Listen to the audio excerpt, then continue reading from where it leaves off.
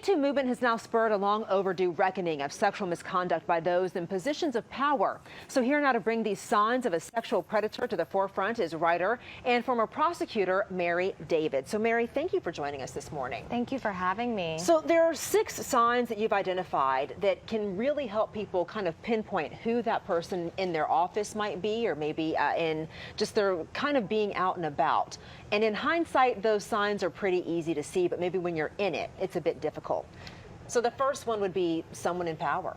Absolutely. Often sexual predators are people who are extremely influential, whether that be in the workplace or in the community who they know, and they also may be extremely wealthy. There's something about them that sets them apart. Something that maybe might be alluring initially. Exactly. And then, of course, there comes the personality with that. That person is often disarming. Yes, they're extremely charming, they're charismatic, they're warm, engaging, and they seem so kind, so you're really honored that they actually want to take an interest in you. And then I guess when you combine, maybe their power and their charm and charisma, then they're easily accessible, someone that you can just walk up to.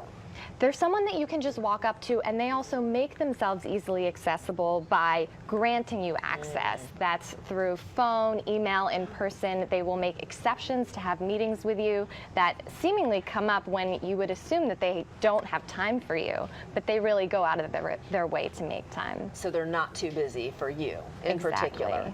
Exactly. Boundaries change.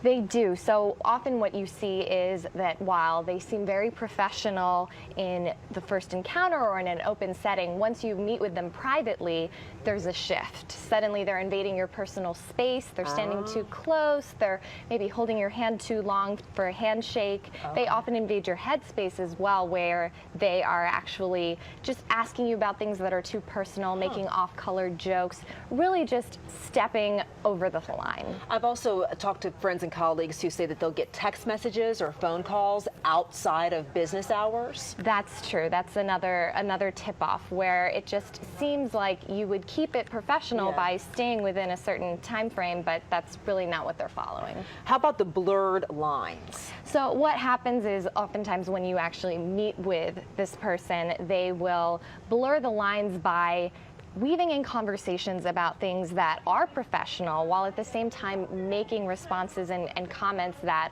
are inappropriate. And so it's very difficult in that situation to know whether to walk away, because a lot of what they're saying resonates with you, but then some of it is clearly out of line. And then the last sign number 6, is false promises. Yes. So one of the most alluring tactics is that these sexual predators, they have this power and they use that to make a promise, to put you in touch with someone, to give you access to opportunities that you wouldn't otherwise have. And then once in that position, they often don't actually let you get those opportunities. They just use that as bait to keep you lured in and keep contact with you for as long as they can. They don't have any intention of actually following through. So do you have any advice for anyone who feels like, okay, maybe this is the person who's a sexual predator, maybe I'm caught up? How do you then kind of pull back? It's really tough, and the best way, there are a number of ways to handle it. Certainly if there are any opportunities to bring another coworker or colleague along for the meeting, to even make the suggestion to the other person is a tip-off that maybe you're not as easy of a target as they think you are. It's also by not responding to those messages outside of work hours and setting those kinds of boundaries, but also seeking access to other outside help through the EEOC and other organizations that can help. All right, good advice. Thank you so much for being here. Appreciate it. Thanks for having me. All right.